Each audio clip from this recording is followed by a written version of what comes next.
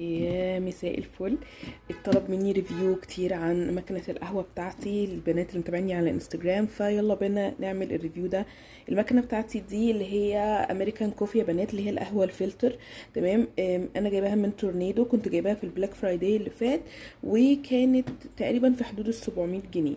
تمام. تعالوا اوريكم. اول حاجه زي ما قلت لكم هي بتعمل امريكان كوفي وبتعمل كمان اسبريسو.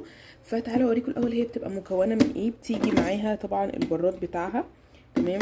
وبتيجي معاها جزئين كده جوه هنا. بصوا عايزه اوريكم اهو. يجي هنا في مكان، هنا ده اللي بنحط فيه الميه، وهنا بيبقى فيه اللي هو الفلتر ومكان القهوه.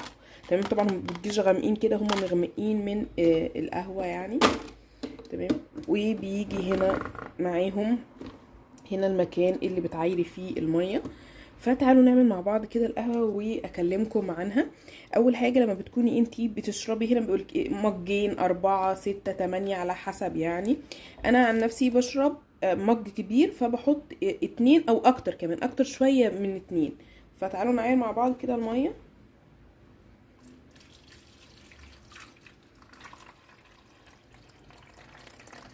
اعتقد كده بالنسبه لي تمام، بس كده تمام قوي. وبعدين بقى هنيجي عند القهوه. القهوه طبعا بتتحط هنا. طب بتعايري القهوه ازاي؟ هقول لكم. اول حاجه خلينا نتفق ان القهوه الفلتر فيها انواع كتير جدا جدا جدا، وتقدري تشتريها انتي سايبه بالانواع اللي انتي بتحبيها من عند بتوع القهوه، يعني زي ابو عوف، بن شاهين، عبد المعبود، ايا كان اللي القهوه اللي انتي بتحبيها يعني. هكلمكم في الموضوع ده بالتفصيل. المهم مثلا عندنا القهوه اللي هي بتاعت ابو عوف دي، اللي هي مكتوب عليها قهوه فلتر، مرسوم عليها المكنه نفسها زي ما انتم شايفين، وبيجي معاها اهي. عايزه اقول لكم انه المكيال ده بيجي مع المكنه. تمام. ف تعالوا بقى كده، انا هاخد من ده بن الشاهين. بتاخدي بقى قد ايه المعيار يا بنات؟ انا حامله 2، فالمفروض باخد معلقتين كبار. تمام. كل ما انتي بتحبي القهوه اكتر او طعم القهوه اكتر او القهوه تكون تقيله اكتر، تزودي انتي في الايه، في القهوه بتاعتك. فانا هحط معلقتين كبار ونص كده. تمام. او يعني هحط 3 بمعنى اصح.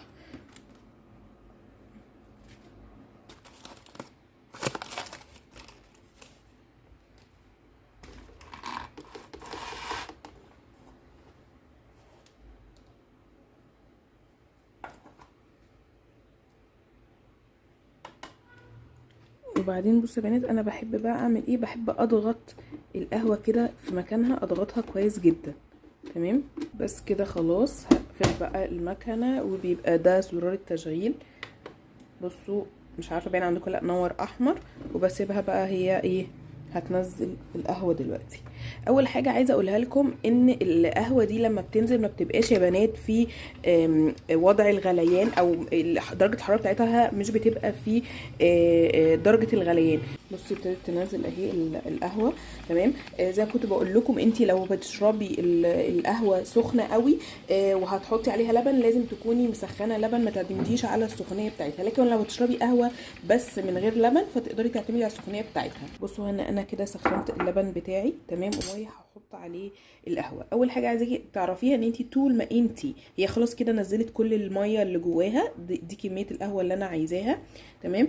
طول ما انتي مشغله المكنه وما قفلتيهاش، هي هتفضل كل 40 ثانيه تسخن القهوه تاني، كل 40 ثانيه تسخن القهوه تاني. يعني لو انت بقى عندك ضيوف او كده وعامله كميه كبيره، ما تقلقيش، ما تطفيش عليها، افضلي حطاها وهتفضل سخنه. اللي عايز يصب منها هتفضل تسخن لوحدها كل 40 ثانيه. لكن لو انت خلاص خلصتي الكميه وما فيهاش حاجه، لازم تتاكدي ان انت قافلاها عشان ما تفضلش تسخن على الفاضي. تمام كده. فعشان تبقي فاهمه ان انت طول ما انت ما قفلتيش الزرار ده، هي هتفضل شغال. بصوا سامعين، انا سبتها شويه دلوقتي، مش عارفه باين عندكم صوت ولا، ابتدت تسخن القهوه مره تانية. فانا خلاص كده مش عايزاها تسخن القهوه. ابتدي بقى ان انا اصب الايه، اعمل كده وابتدي اصب القهوه بتاعتي.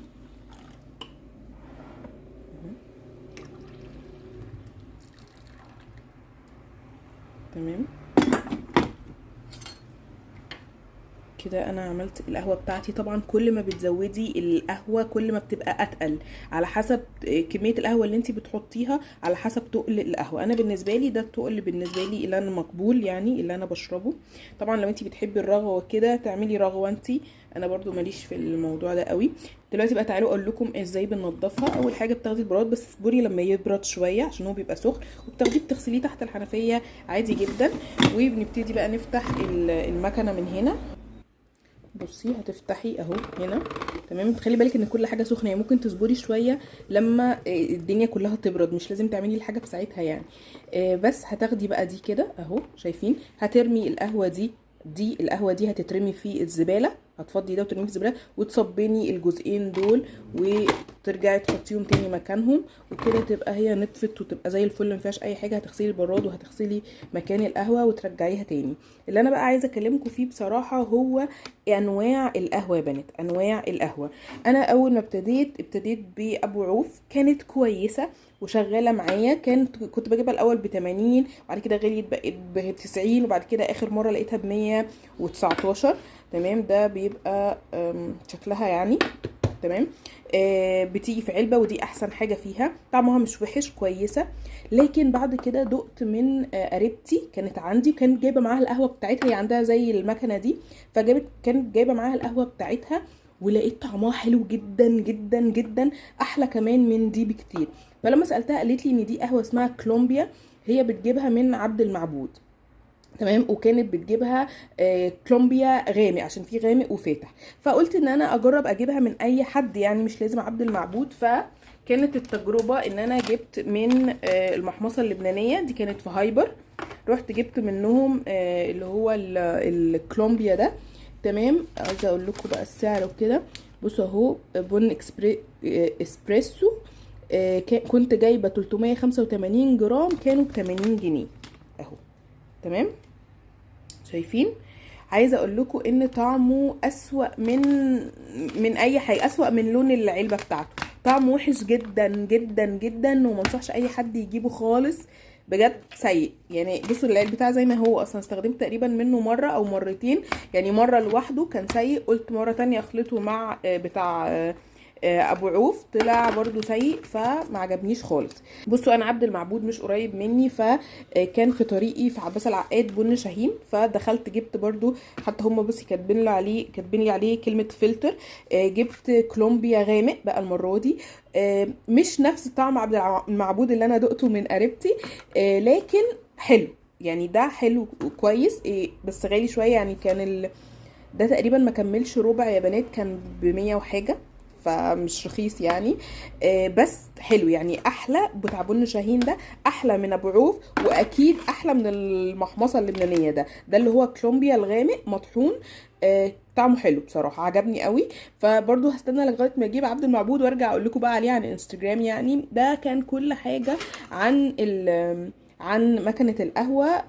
تعتبر بالنسبة لي بصراحة جهاز كويس جدا، سواء في سعره سواء في الامكانيات بتاعته. بيديني الطعم القهوة اللي انا عايزاه، اللي انا بحبها. فلو حد بيحب الاسبريسو، لو حد بيحب الامريكان كوفي، الجهاز كويس جدا. وحتى لو غلي دلوقتي برضو اكيد هيبقى سعره مناسب. بس كده، ده كان الريفيو بتاعي النهاردة. يا رب يكون عجبكم وتكونوا استفدتوا اي حاجة.